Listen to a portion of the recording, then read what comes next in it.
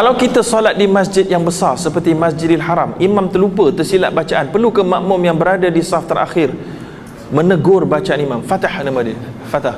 Oh, kalau tegur tuan-tuan kena pakai mikrofon. Tuan-tuan tak ada mikrofon, imam tak dengar lah. Jawapan dia tak perlu tuan-tuan. Selagi mana Fatihah dia tak salah, tak ada masalah. Kalau bacaan Quran dia tu sunat. Bila sunat kalau salah, maka dia tak merosakkan solat dia. Patutnya makmum kat belakang dia lah yang tegur, tapi makmum pun pakat lupa belaka agaknya. Jadi tak ada siapa-siapa tegur pun tak membatalkan. Betul ke zaman para sahabat dulu Nabi kalau perempuan yang belum berkahwin mewarnakan kukunya dianggap pelacur? Mewarnakan kukunya saya kena kaji balik. Tapi kalau yang dianggap pelacur, sebenarnya bahasanya dianggap pelacur, iaitulah contohnya ayyuma imra'atin ista'tarat famarrat ala rajulin liyajidu rihaha fahiya zaniyah. Mana-mana perempuan yang memakai wangian lalu sengaja dia tahu dia nak lalu depan ramai lelaki, dia pakai wangian untuk menarik perhatian, mereka ini pada tahap wanita pelacur. Fahiya zaniyah pada pandangan ulama adalah bukanlah dia itu pelacur, pada tahap wanita pelacur. Sebab wanita pelacur pada zaman Nabi, bukan zaman Nabi, zaman jahiliah, memang baunya dapat kenal pasti tu. Bau macam ni pelacur, bau macam ni bukan pelacur. Macam tu. Dia sebagai satu trademark. Trademark pelacur yang kedua pada zaman jahiliah adalah dia pakai rantai kaki.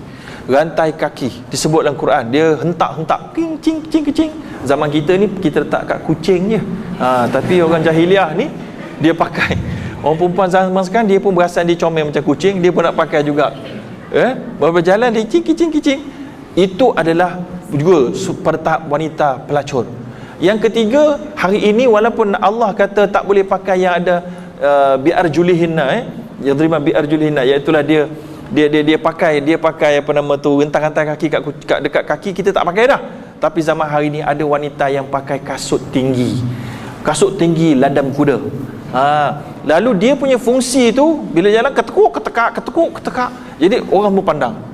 Itu pun pada tahap wanita yang macam pakai loceng kat kaki tadi. Dulu loceng je, sekarang dah ada macam-macam. Ada kasut tinggi yang menarik perhatian pada hukum loceng. Yang ketiga, pakai keychain. Dia tak pakai kat kaki, dia pakai kat beg. Cincung. Orang bertengok. Sama juga tuan-tuan, sama juga. Pun patut jangan pakai apa-apa loceng dekat beg yang boleh membawa bunyi-bunyian. Pada kasut, pada tempat berjalan, kukak pun jangan juga. Begitu tuan-tuan. Baik. Jadi yang mewarnakan kuku ni saya tak pasti. Mewarnakan kuku saya kena kaji balik, ya. Kemudian kita dapat pahala jemaah ke kalau hanya malaikat, kita dapat pahala jemaah ke hanya berjemaah dengan malaikat?